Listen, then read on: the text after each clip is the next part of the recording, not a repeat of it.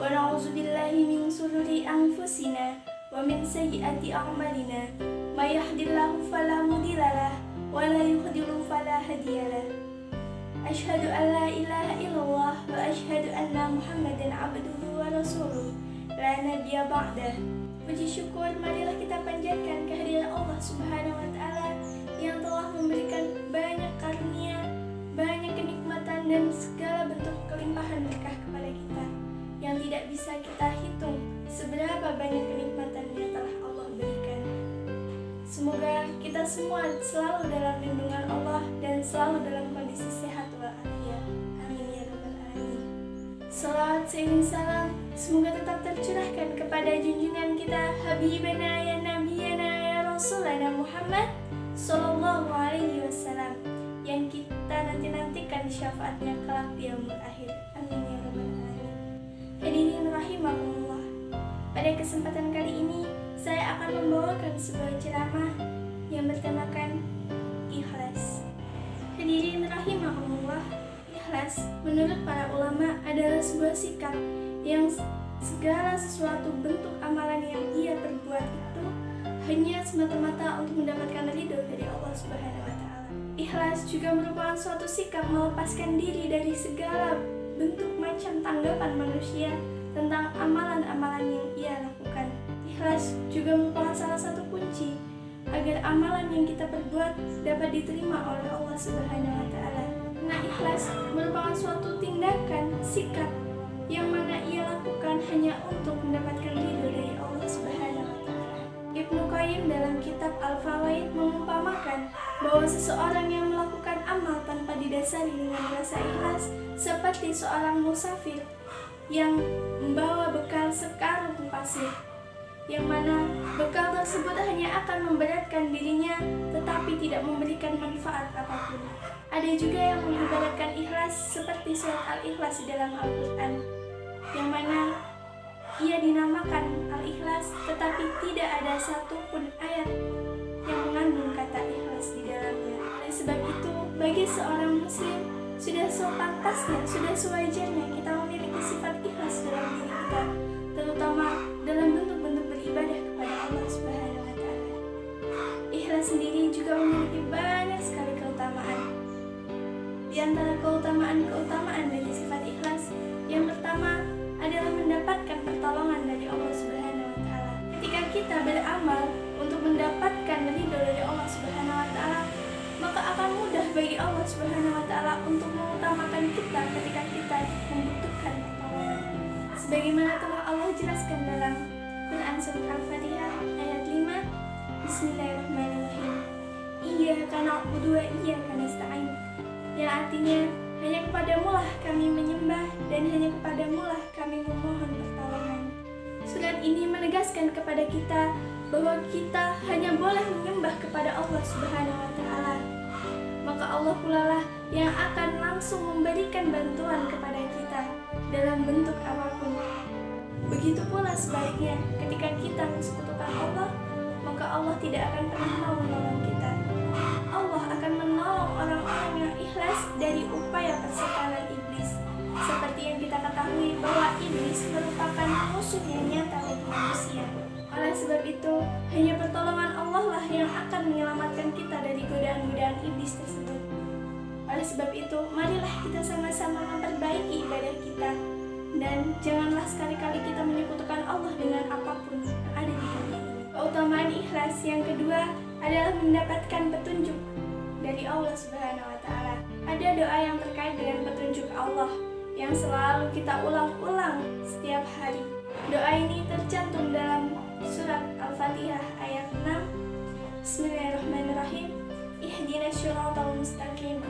Yang artinya, tunjukkanlah kami jalan yang lurus. Doa ini tidak berhenti hanya di situ saja, namun dilanjutkan dengan ayat-ayat selanjutnya yang menjabarkan seperti apakah jalan yang lurus tersebut. Kemudian kita pun mengakhirinya dengan kata amin. Yang perlu kita ketahui bahwa ini juga berkaitan dengan ayat yang sebelumnya, yaitu Al-Fatihah ayat 5. Seperti yang sudah kita ketahui bahwa hanya orang-orang yang ikhlas yang akan mendapatkan petunjuk dari Allah Subhanahu wa taala. Jika ia menyekutukan Allah dan menjadi ibadahnya diniatkan bukan hanya untuk kepada Allah, tetapi untuk hal yang lain, maka petunjuk dari Allah akan menjauhi dirinya. Selain itu, bagi orang yang ikhlas, Allah juga akan menambahkan petunjuk baginya. Misalnya, jika hari ini kita diberikan petunjuk untuk rajin sholat duha, maka dengan rasa ikhlas Allah akan menambahkan petunjuk kita untuk menjadi rutin menjalankan sholat tahajud. Maha besar Allah dengan segala kuasanya yang maha membolak-balikkan hati manusia. Bahkan untuk memberikan petunjuk sebesar apapun atau sekecil apapun kepada hambanya, Allah memiliki kuasa atas hal tersebut. Keutamaan ikhlas yang ketiga adalah mendapatkan perlindungan dari Allah Subhanahu wa Ta'ala. Selain pertolongan dan petunjuk, Allah juga memberikan perlindungan kepada orang-orang yang ikhlas. Perlindungan di dunia dari berbagai macam mara bahaya, dan perlindungan di akhirat dari azab kubur, dari hari perhitungan amal, dan dari neraka.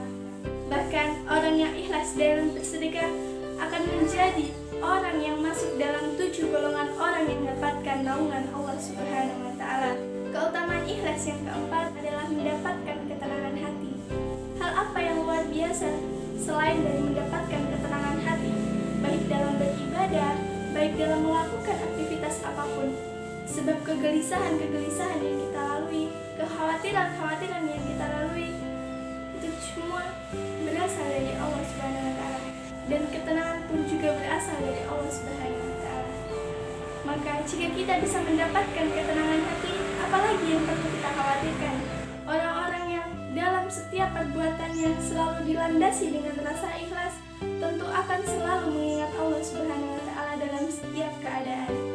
Ketika hendak makan, ia mengingat Allah Subhanahu wa Ta'ala, lalu ia membaca bismillah.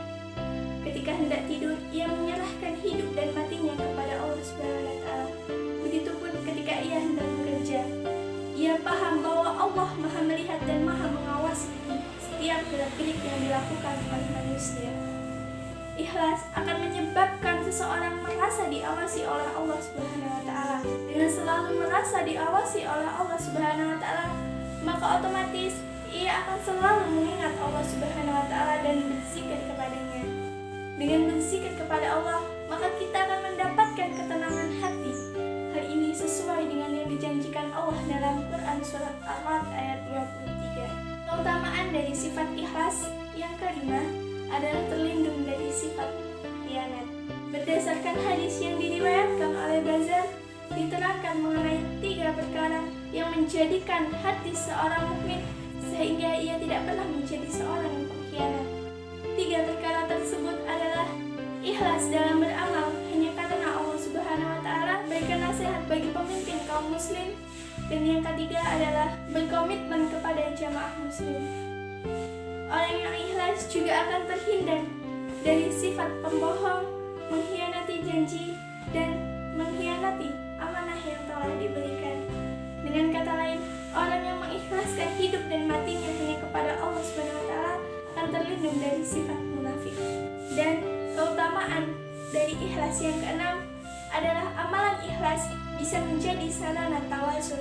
Tawasul artinya memohon pertolongan kepada Allah Subhanahu wa Ta'ala dengan perantara yang diperbolehkan oleh Allah.